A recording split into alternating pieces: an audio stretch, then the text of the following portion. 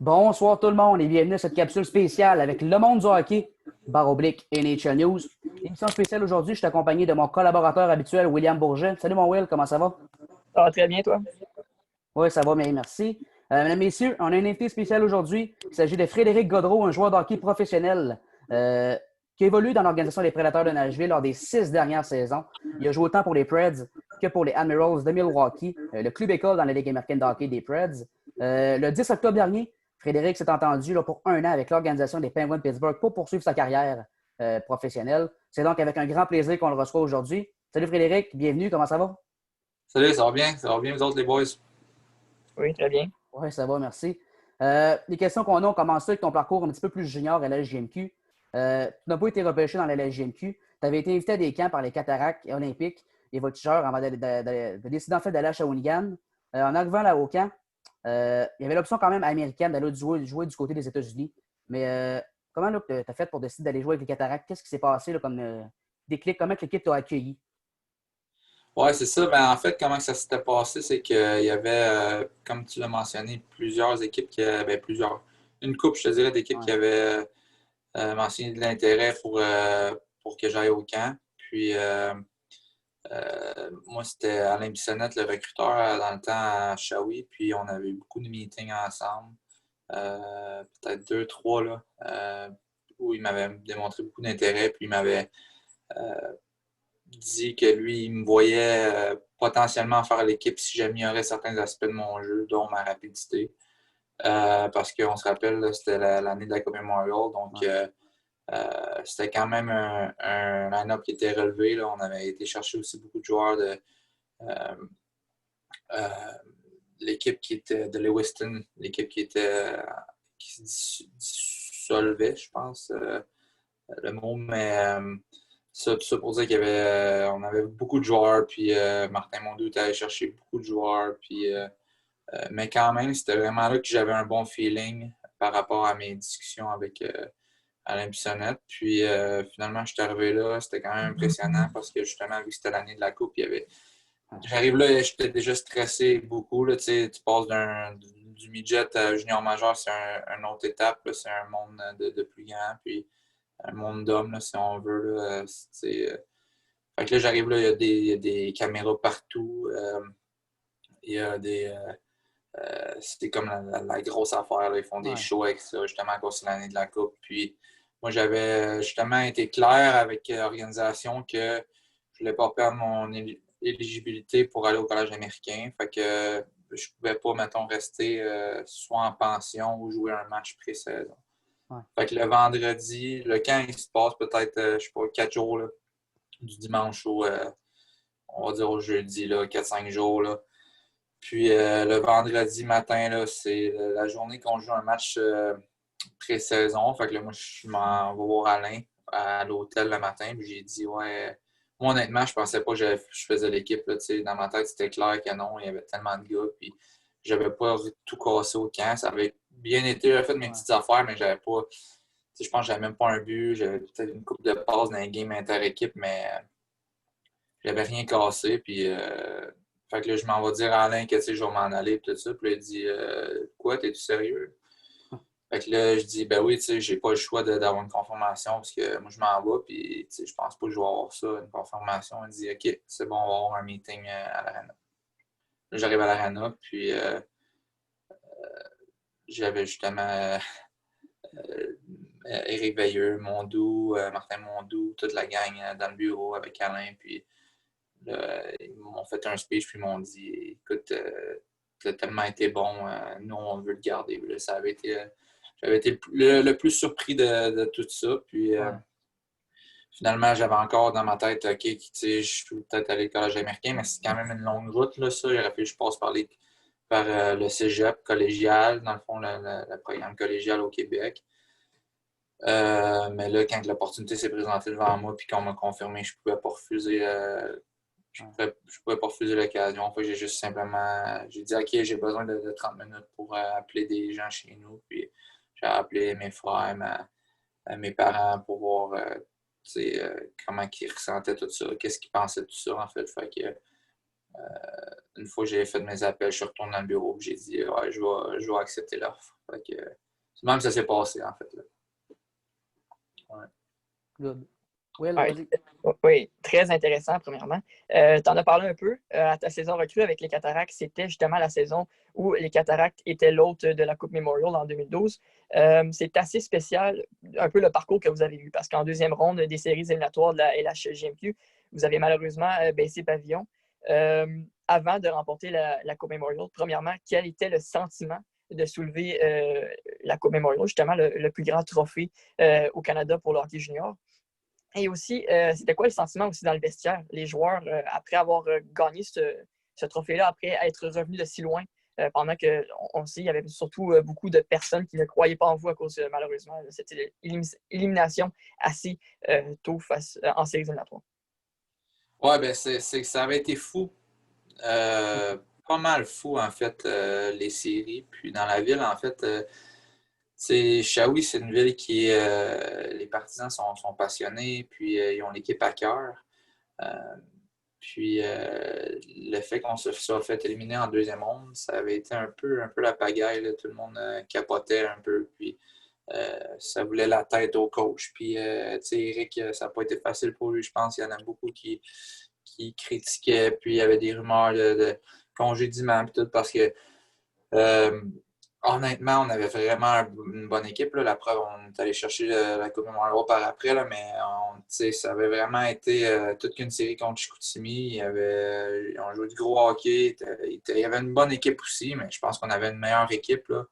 Je pense que les odds étaient en notre faveur. Fait que ça pour dire que l'élimination avait été vraiment difficile, autant pour les joueurs que pour l'organisation, que pour les partisans. Donc là, on arrive à la Coupe Memorial où on est vraiment les underdogs. C'est sûr, on s'est fait sortir en deuxième ronde.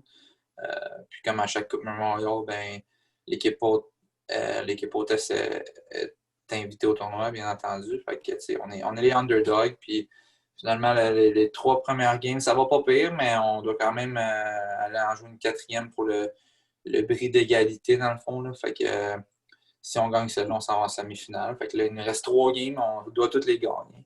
Contre chaque gagnant de chaque ligue. Fait que on y croit quand même.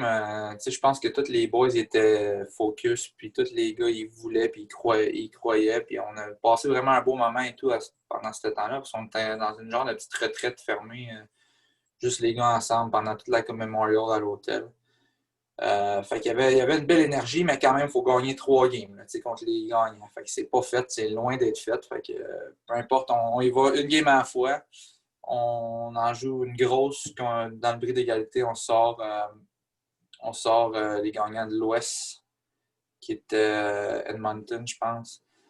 Après ça, ben là, il en reste une autre grosse avant d'atteindre la finale. Puis là, c'est contre Saint John aussi. Fait que mais là, la ville, tu sens un peu, là, on se rapproche à 2 victoires de gagner tout. Puis tu sens que là, les gens commencent à croire peut-être un peu plus. Puis finalement, on joue la game, grosse game, c'est fou. Finalement, on bat Saint John, qui avait été une immense rivalité tout au long de la saison. Puis là, je me rappelle, on frappait d'un vide avec les partisans qui étaient là au bord de la vitre. On frappait d'un vide.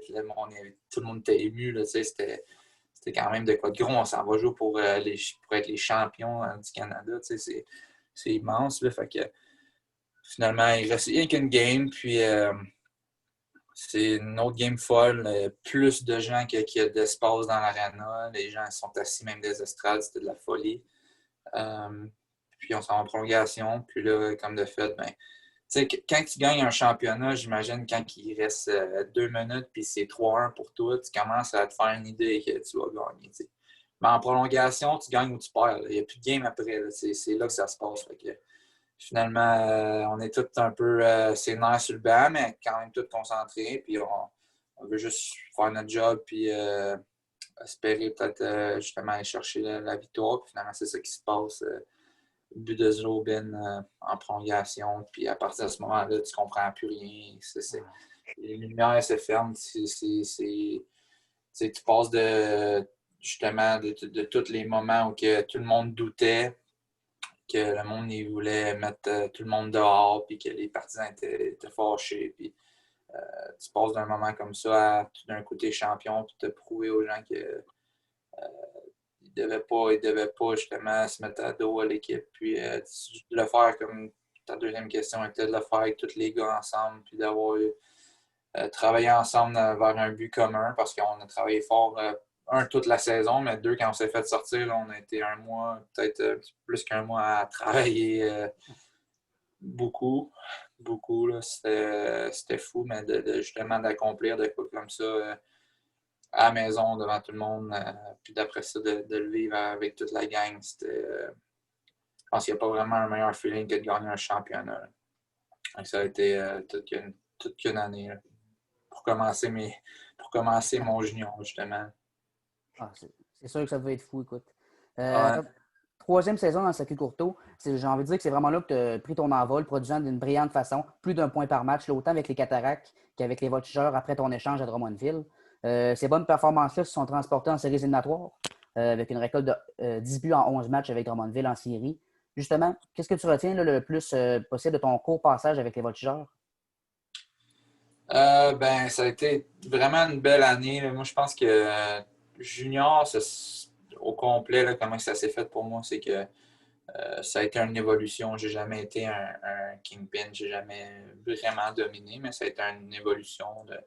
Je me suis amélioré à chaque saison. Puis à mes 20 ans, c'est celle-là justement que j'étais à mon top dans le junior, comme tu l'as mentionné, ça a bien été. C'était plus tough à Shawi au début. Je parle plus collectivement avec l'équipe. On avait une saison difficile, mais c'est ça, j'ai été changé. De mon côté, ça allait quand même pas pire individuellement, mais c'était quand même tough parce que justement, l'équipe on avait de la misère. Puis mais finalement, j'ai été changé. Puis à Drummond, on avait vraiment une équipe quand même. Moi, je croyais en nos chances encore une fois là, à Drummond.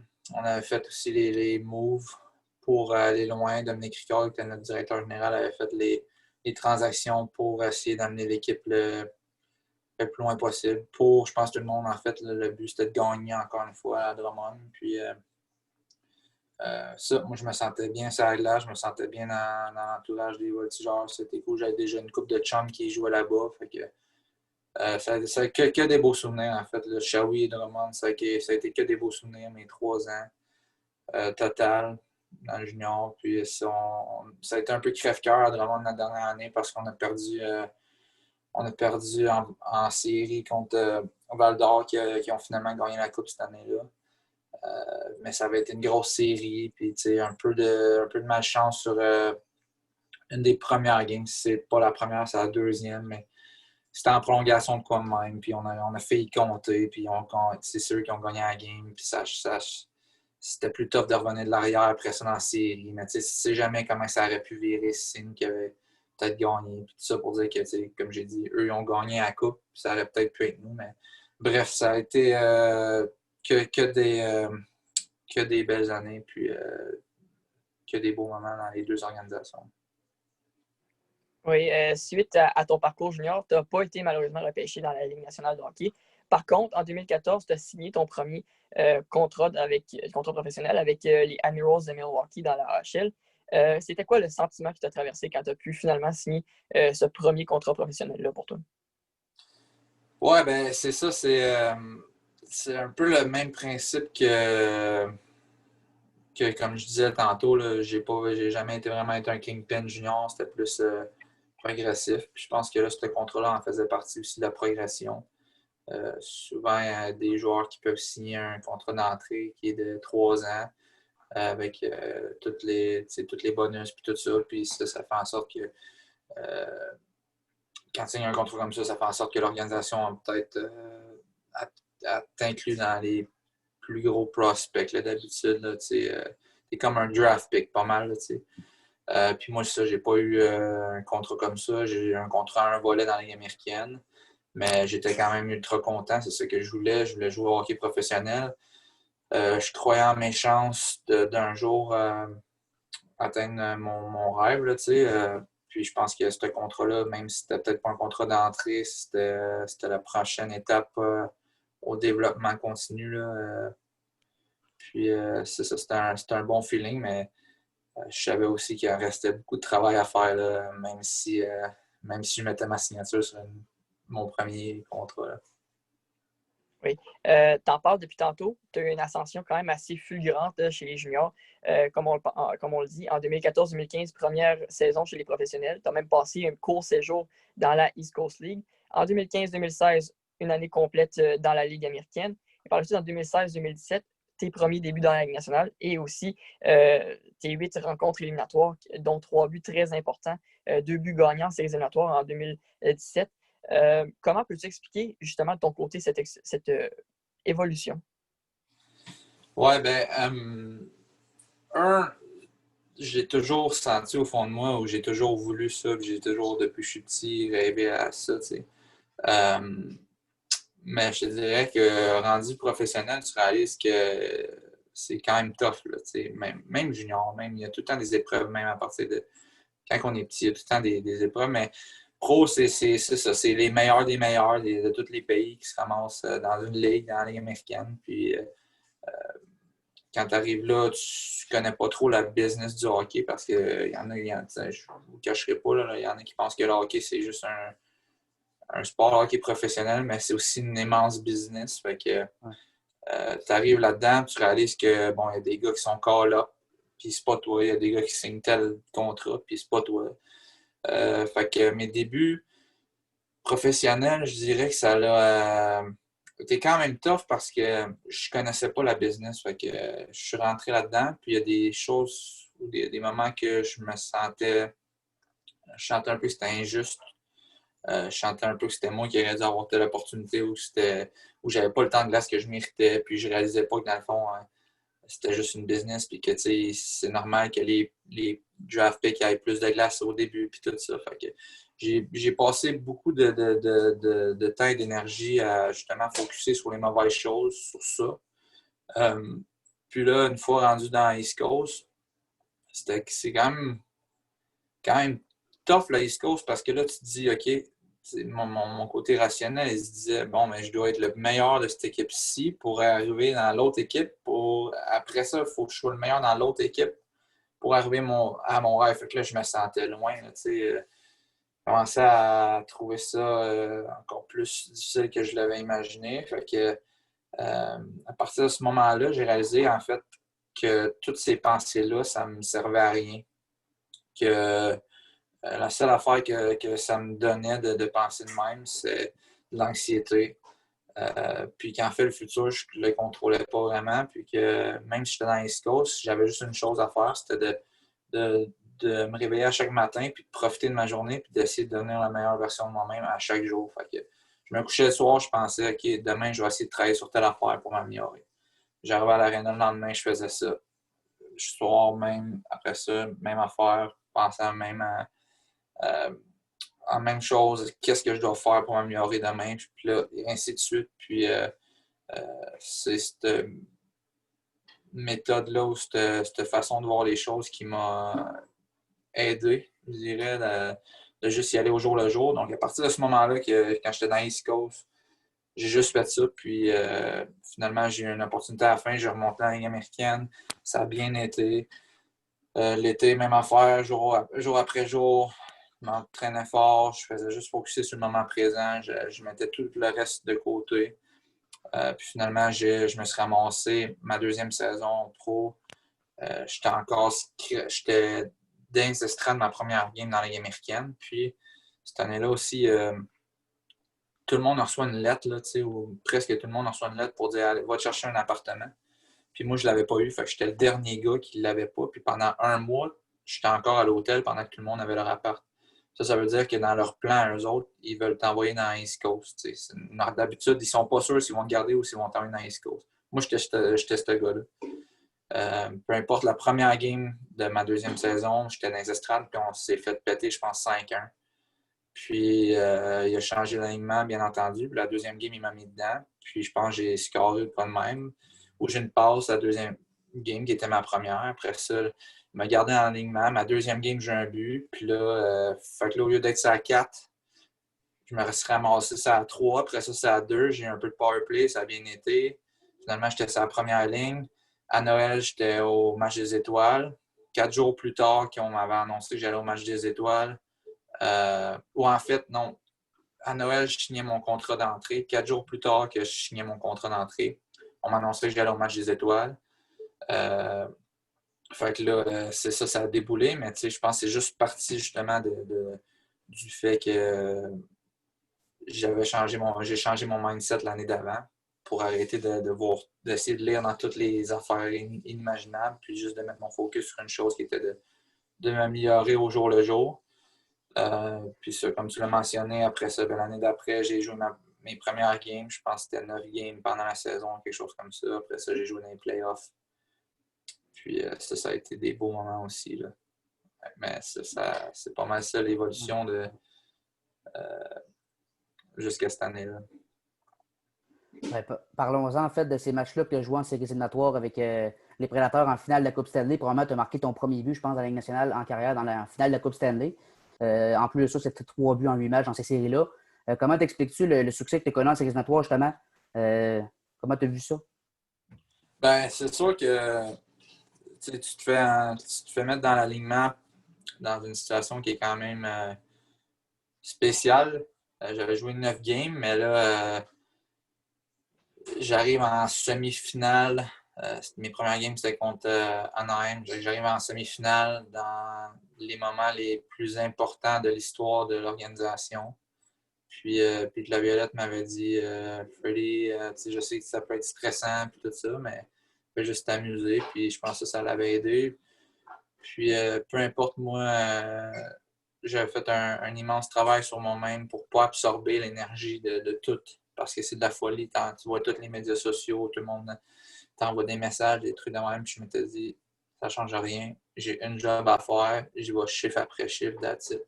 J'ai joué ma première game comme ça. J'étais focus à côté dans chaque chiffre. Je ne pensais à rien d'autre, sauf qu'est-ce que je devais faire sur la glace. Puis ça avait vraiment bien été. Fait que, ils m'ont gardé dans l'alignement. Pour la 6e game qui était à Nashville, on a gagné la série contre Anaheim. Puis on s'en allait en finale contre les Pingouins. Puis je pense que mon mindset, c'était la même affaire. J'ai scoré. La première game, j'ai scoré. On pense qu'on perdait 3-0, quelque chose de même. Puis on est revenu 3-3. Moi, c'était le 3e but. Fait que je faisais 3-3, quelque chose comme ça. Pour scorer mon premier but dans la Ligue nationale. Puis là, c'est sûr que ça donne confiance parce que tu te dis, hey man, je peux le faire. Là, je suis pas moins bon que les autres. Je peux le faire. Je viens de le prouver. Tu te le prouves à toi-même. Je suis capable de jouer là-dedans. Puis finalement, j'avais juste continué à surfer sur cette énergie-là de rester dans ma bulle. J'étais vraiment focus sur le moment présent. Même, je scorais, puis oui, j'étais excité, puis oui, c'est gros, puis tout, mais je pensais juste au prochain chiffre. Je pensais juste à prochain geste que je devais faire. Puis après ça, on a perdu nos 2 premières games à Pittsburgh, puis on a gagné nos deux à Nashville après ça. Comme je l'ai dit, c'est moi qui avais les buts gagnants. Fait que ça a été fou encore une fois, mais j'étais tellement focus moi, tout au long de la série que j'ai pas vraiment réalisé ou j'ai pas porté attention tant que ça à tout ce qui se passait autour de moi. Puis une fois que ça s'est terminé, là, c'est sûr que j'ai réalisé que c'était quand même spécial tout ce qui venait de se passer. Là. Fait que, c'est ça, je pense que les succès ils ont été faits justement à cause que j'étais dans cette énergie-là de moment présent. Puis que on m'a dit aussi de simplement m'amuser. Puis j'avais du bon temps de glace aussi. Fait que ça a bien été. Ouais. Malheureusement, vous avez perdu en 6 rencontres contre Pittsburgh, comme tu l'as dit. C'est sûr que d'après moi, ça a été dévastateur pour vous et toute l'équipe. Tu le disais, tu avais tellement un bon focus, tu as tellement donné, tu travaillais fort. Mais comment tu décris le sentiment quand vous avez perdu là, toute l'équipe en étant aussi près du but? Là? Ouais, ben c'est spécial. Je me rappelle justement, mes frères, ma soeur étaient là, ma famille était là en Nashville. Fait que je sors de l'aréna, puis tout d'un coup, c'est fini. Fait que, moi, je pense que je ne réalisais pas à quel point c'était gros. Il y a des gars qui disaient dans la chambre, les boys, il y en a qui ne se rendront jamais là de leur vie. Là. Ils n'auront jamais cette opportunité-là de se battre pour la Coupe cette année de leur vie. Ouais. Moi, je ne le réalisais pas tant. Je suis passé d'un Black Aces à OK, il faut que je joue des games de hockey. Puis, mais c'est plus par après là, que tu te dis. plus les années avancent, après ça, tu te dis, hey, c'était quand même fou là, d'avoir cette opportunité-là. C'est pas arrivé, fait que, on peut pas se mettre à pleurer puis s'en faire pour ça. C'est passé, mais je pense que oui, ça a été un petit choc, mais peut-être plus par après de mon côté. Il y en a que c'était peut-être plus dans le moment, les joueurs plus vieux, les vétérans, c'était peut-être plus un choc sur le coup parce que il n'y avait peut-être jamais eu cette opportunité-là, puis là, ils se ramassaient devant cette opportunité-là, puis finalement, on n'avait pas gagné. Fait que c'est sûr, c'était un choc peut-être plus pour eux. Moi, c'est plus par après que tu dis, ouais, c'est quand même spécial d'avoir été si proche. Là. Non, c'est officiel. Si je te demanderais de faire un petit bilan personnel de ta dernière saison, là, ça ressemblerait à quoi? Ma dernière saison, moi, en fait, c'est que je sortais d'une saison complète dans la Ligue nationale. Complète, je parle, j'ai pas joué toutes les games, mais j'étais en haut quand même toute l'année. J'ai pas été descendu dans la Ligue américaine. Les games que j'ai pas joué, c'est parce que j'étais dans les estrades. Mais ça a été une saison difficile parce que j'avais pas vraiment de temps de glace. Là. Honnêtement, oui, c'est cool, c'était la Ligue nationale, on avait une bonne équipe, tout ça, mais c'est top de jouer des 5 minutes par soir. Là. C'est des 5 à 7 minutes par soir. C'est top de se mettre dans le beat. C'est top d'avoir confiance avec la rondelle.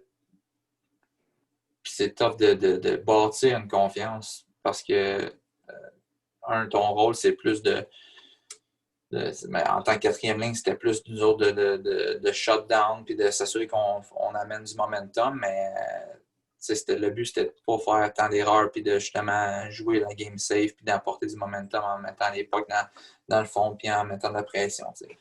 Fait que ça avait été tough pour moi. Puis je pense que mon désir le plus fort pour retrouver un peu plus ou pour me permettre en fait de m'améliorer le plus possible par après, c'était de jouer au hockey l'année d'après, qui était l'année passée.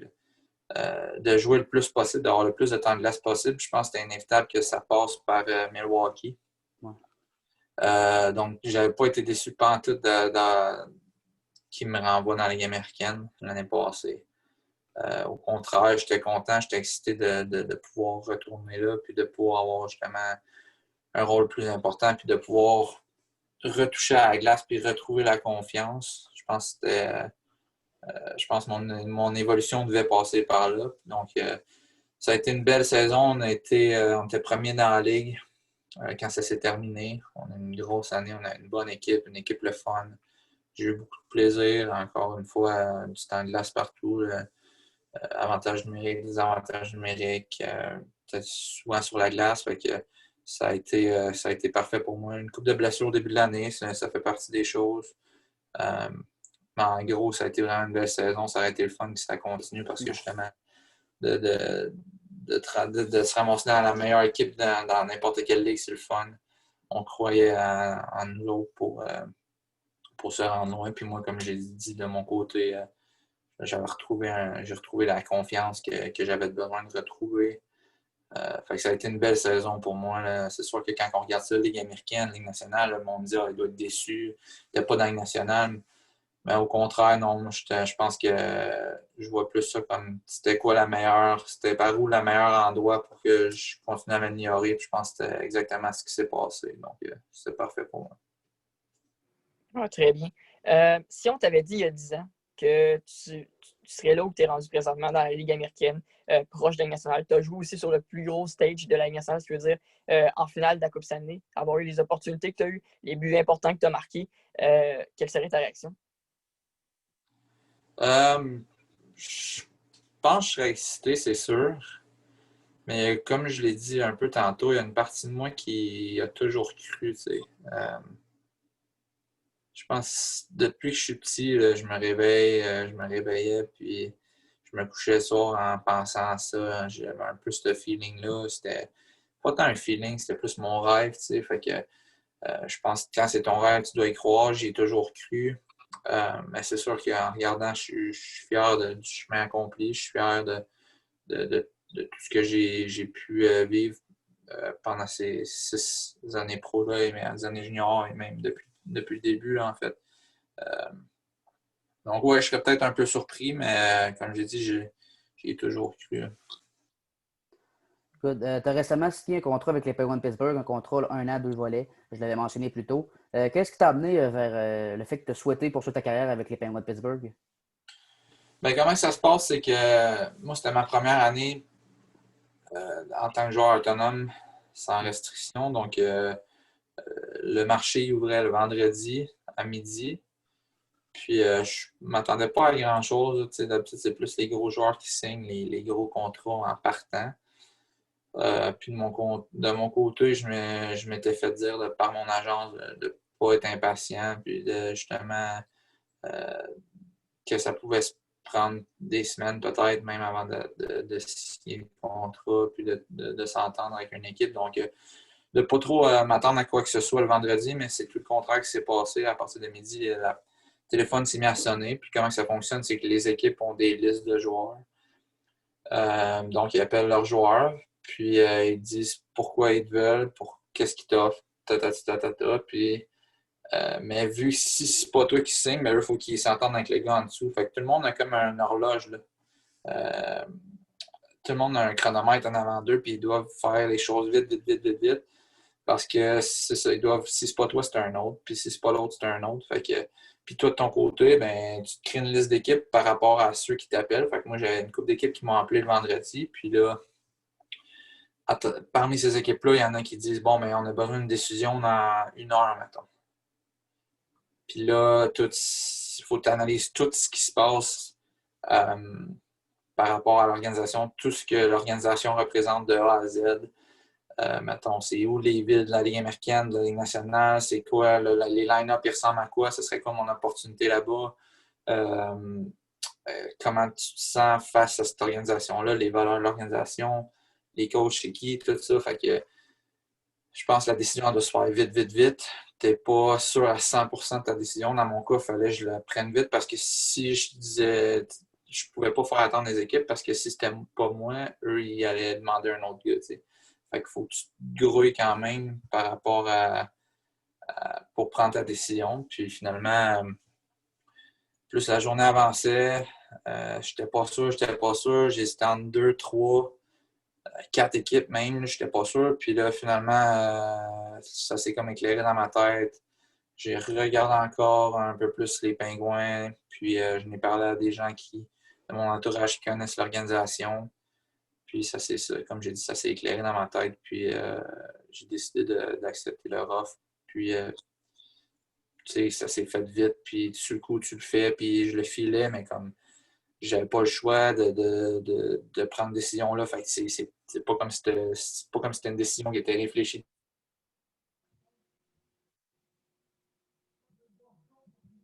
de les semaines qui ont suivi. Je pense que j'étais juste vraiment content de ma décision là, quand même, en regardant en arrière. Parfait. En arrivant à Pittsburgh, c'est quoi tes objectifs pour la prochaine saison? Puis où est-ce que tu te vois avec l'organisation la saison prochaine?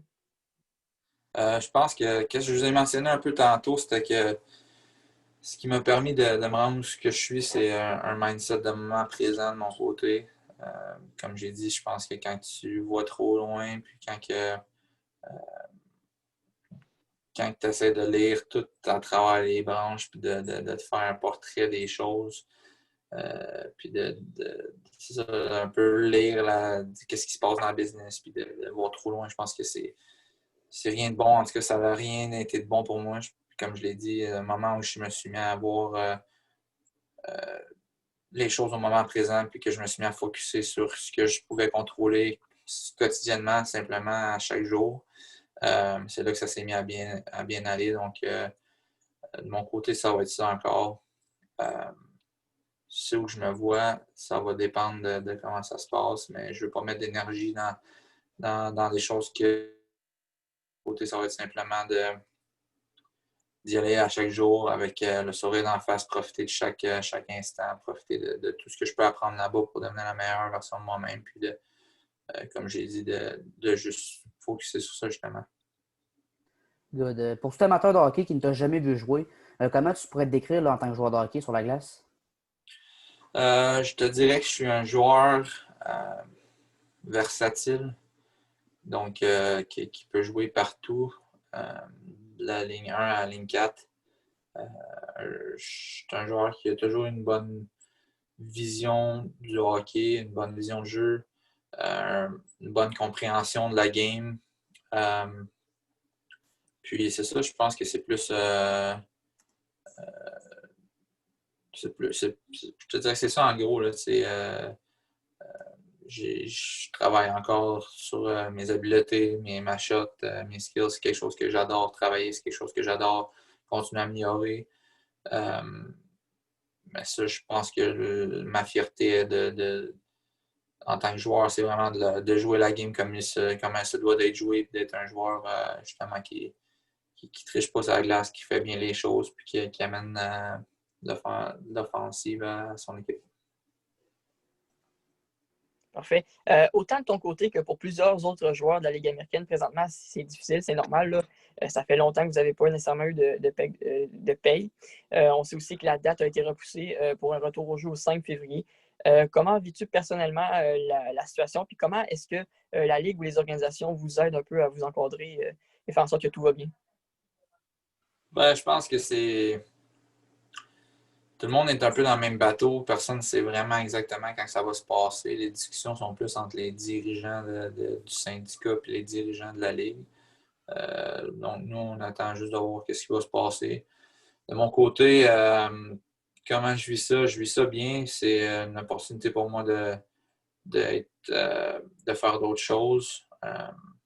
J'ai rarement fait autant de sport que cet été. Ça a été une approche que j'ai voulu apporter pour l'été, de faire plein de choses différentes. Bien entendu, j'ai continué à m'entraîner encore aussi fort que les étés d'avant, mais je voulais apporter plus de choses différentes dans mon été, de faire plein de choses qui me permettaient en fait de me réveiller à chaque matin et d'être excité d'aller justement essayer tel sport ou de faire telle activité. Donc, j'ai bien vécu ça. Je me sens bien dans toutes les facettes, mentalement, physiquement. Donc, on va voir comment ça va se passer. Je pense que c'est le hockey, c'est sûr, c'est plate, ça se passe pas en ce moment. Puis, la business du hockey a des difficultés, mais je pense qu'il y a plein d'autres domaines dans la vie en ce moment qui vivent des grosses et des beaucoup plus grosses difficultés. Donc, on est tous un peu dans le même bateau, mais je me sens quand même privilégié juste d'être en santé puis de pouvoir continuer à, comme j'ai dit, à faire plein de sports puis à m'entraîner fort. Là. Puis avoir ma famille puis mes amis à 2 mètres. Au moins, tu peux en profiter pour ça, c'est le fun. Ouais, exact. Ben, comme je t'ai dit tantôt, une petite partie question du public, bon, on est rendu là. Renaud Baillargeon te demande, avec l'impact du COVID sur le marché des joueurs autonomes, comment tu vécu les dernières négociations et aussi, surtout quand on voit qu'il y a plusieurs gros noms qui n'ont pas encore réussi à trouver de preneurs avec le marché des contrats. Là. Ouais, ben, comme je l'ai dit un peu tantôt, la journée, je ne m'attendais pas à ce que se passe comme elle s'est passée. Je m'attendais que ça soit plus long que ça. Finalement, ça a été fou dès le début. Donc, c'est ça, on ne savait pas trop à quoi s'attendre parce que justement, c'est du jamais vu un peu la situation actuelle. Mais dans toutes les circonstances, je me sens vraiment content et heureux que ça soit passé comme ça, puis d'avoir trouvé l'organisation de m'être entendu avec l'organisation dont je feel le plus là, dans les choix que j'avais. Renaud demande aussi, comme tu étais avec les Preds lors des 6 dernières années, comment te sens-tu de changer d'organisation pour la première fois? Ouais, c'est spécial. C'est sûr que les Prédateurs et les Admirals, ça va tout le temps rester des deux organisations qui vont avoir une grande place dans mon cœur. Donc, c'est sûr que c'est spécial de quitter, mais je pense que arrive un temps où que je le sentais tout simplement que j'en étais rendu là. Puis que je devais peut-être me donner une autre opportunité avec une autre organisation. Donc, oui, c'est sûr que c'est quand même spécial, comme j'ai dit, de quitter une organisation dont je retiens seulement de beaux souvenirs avec. Mais j'en étais rendu là. Puis maintenant, je suis juste excité de voir comment ça va se passer avec les Pingouins. Puis juste excité de me joindre à eux, en fait. Parfait. André Boivin te demande aussi Salut Frédéric, quel conseil as-tu à donner aux jeunes hockeyeurs? Il rajoute aussi merci et bonne saison 2021. En fait, pour les jeunes, je pense que c'est pas juste les jeunes hockeyeurs, je pense que c'est à n'importe qui. Souvent, on se fait imposer des choses dans la vie parce que c'est soit les rêves de nos parents ou on voit ça de plus en plus, les parents qui poussent les jeunes et tout ça. Mais je pense que le plus important dans tout ça, c'est que ça vienne du jeune, ça vienne justement des jeunes. C'est eux qui doivent décider si c'est ça qu'ils veulent faire dans la vie. Puis ça, tout simplement en tripant sur le sport, là, en tripant sur ce qu'ils font. Donc, en gros, ce que j'essaie de dire, c'est de le faire parce qu'on est passionné, non de le faire parce qu'il y a des gens autour de nous qui nous font croire, qui veulent nous faire croire qu'on doit faire telle ou telle affaire.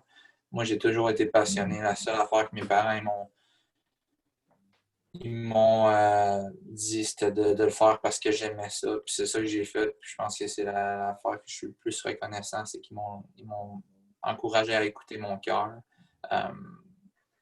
Puis un autre conseil, là, c'est que si vraiment, justement, c'est ça qui vous fait triper, c'est ça que vous ressentez au fond, que c'est votre passion, ben, de jamais écouter les petites voix des autres autour qui vont dire que c'est pas possible. J'en ai tellement entendu qui m'ont dit que c'était pas possible. Puis si je m'étais arrêté à chacun des commentaires, ben, c'est sûr que je serais pas ici. En ce moment, c'est sûr que j'aurais pas joué une game dans le national, c'est sûr que j'aurais même pas joué une game dans le junior majeur. Moi, j'ai décidé de m'accrocher à ceux qui croyaient en moi.